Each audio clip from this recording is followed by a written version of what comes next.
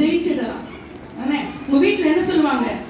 நீ பெரிய ஐஏஎஸ் ஆகணும், பெரிய டாக்டர் ஆகணும், பெரிய வக்கீல் ஆகணும், உன் கனவு என்ன அப்படின்னு சொல்லி கொடுத்துருப்பாங்கல்ல. நீங்களே சொல்லுவீங்க நான் போலீஸ் ஆகணும். அதுக்கெல்லாம் முன்னாடி நம்ம என்ன பண்ணணும்? முதல்ல நல்லா படிக்கணும், நல்ல மனுஷன் ஆகணும் இல்லையா? நல்லா படிக்கணும். அதுக்கு நம்ம என்ன பண்ணணும்? நல்லவங்க பேச்ச கேட்கணும், அம்மா அப்பா பேச்ச, ஆசிரியர்கள் பேச்ச கேட்கணும். ஆனா எங்க வீட்டுல ஒரு பையன் இருக்கான், யார் பேச்சையும் கேட்க மாட்டான்.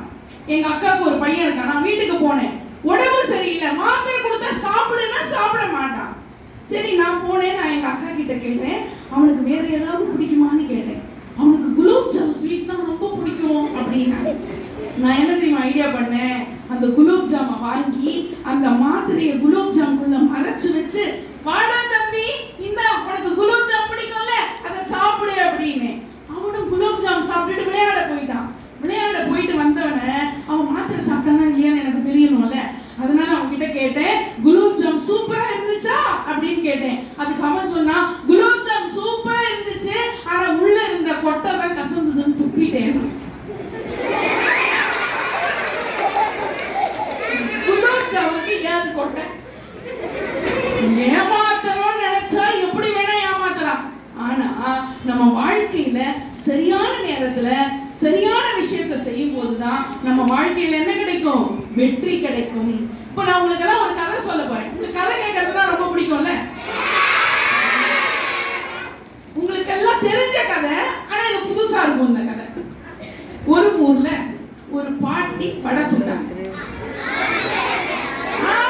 நான் சொல்றதுதான் கேட்கணும், முழுசா கேட்கணும், சரியா? பாட்டி வடை சுட்டா. அந்த வழியா ஒரு காக்கா வந்துச்சு. அந்த வடையை திருடிட்டு மரத்து மேல போய் உட்காந்துச்சு. அந்த வழியா நரி வந்துச்சு.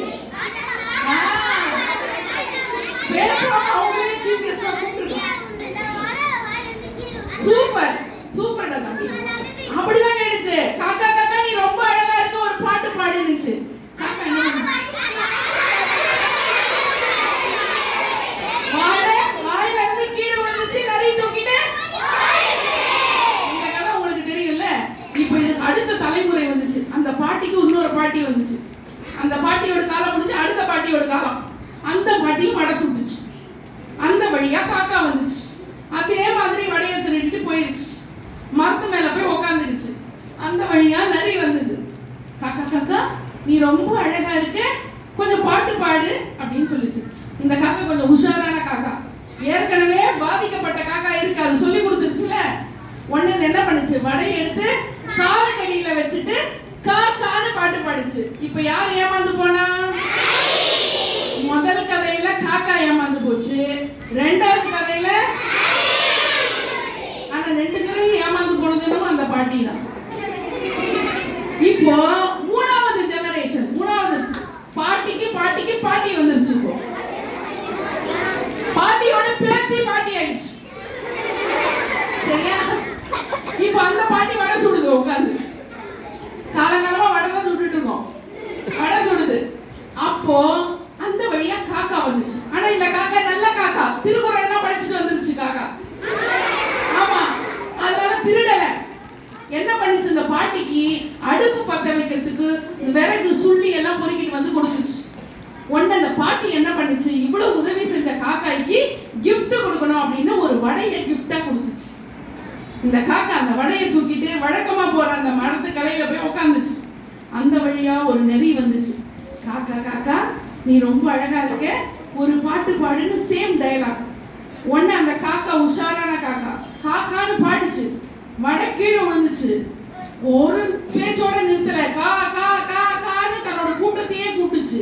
மொத்த காக்காயும் வந்து நரிய கொத்தி தின்னுடுச்சு. இப்போ காக்காய்க்கு வடையும் உணவானது, நரியும் உணவானது.